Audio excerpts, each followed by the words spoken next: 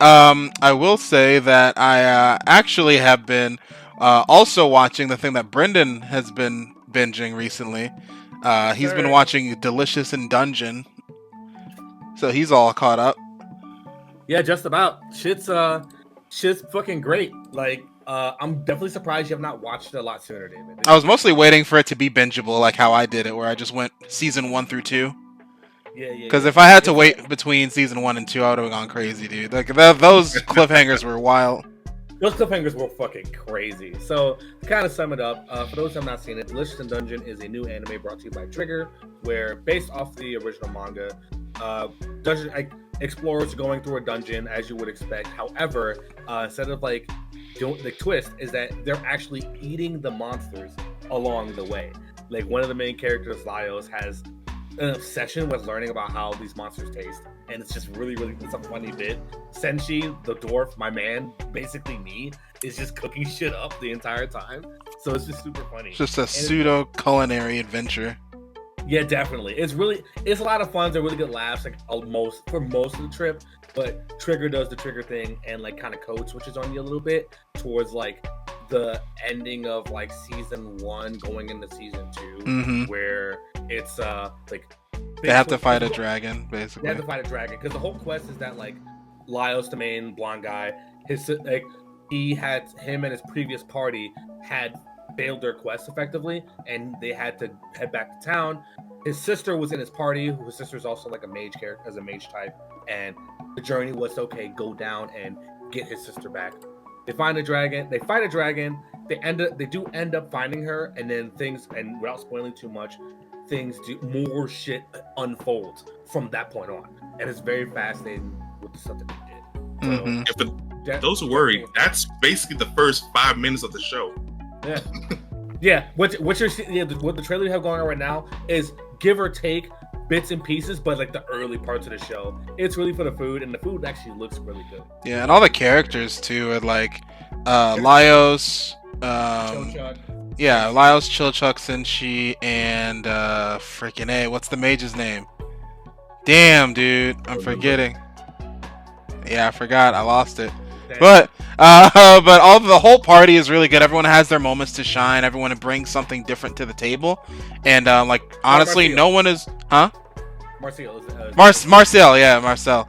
No one's like more important than anyone else on the team. Literally everyone, they can't make it through this dungeon without each other, and it's just I love fantasy anime that just. If you like D&D in general, honestly, you'll fucking love this show. And then it might fuck up your campaigns because now someone's going to be like, can we eat the monsters now? So now it's going to be a whole thing in D&D parties. Like, genuinely, you got to watch this fucking show. I watched the whole thing dubbed. The dub is phenomenal. Everyone goes crazy. Pro ZD is Senshi's voice actor. And that man has range, bro. Like, damn, dude. You can make bread with it. Bread. This show, there's two people who this show has made two type of.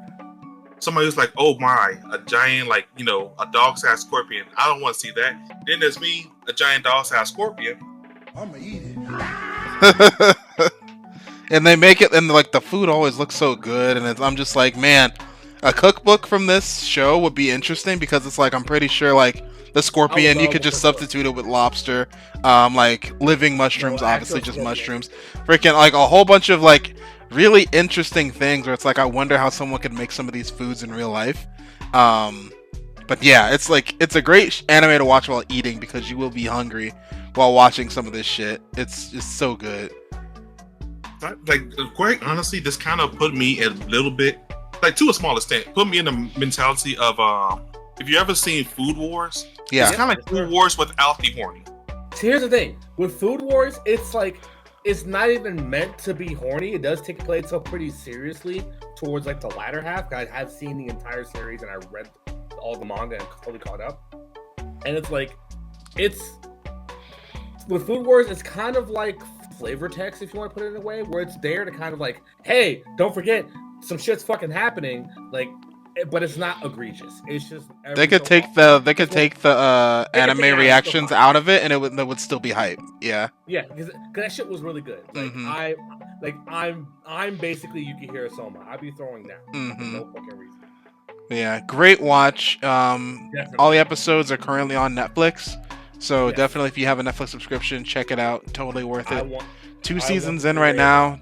They haven't really announced when the third set of episodes is coming out, but I think season 2 ended when, like, earlier this year.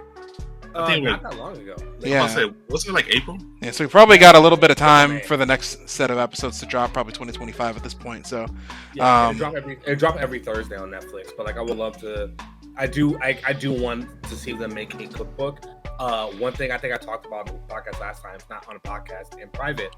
I would love to see a overcooked, delicious in dungeon like DLC. Yeah. That shit would be funny. that'd be really We good. already Yeah. had Nikki the Diver, so Or even like Monster Hunter with Delicious in Dungeon would be so funny too. That'd be cool.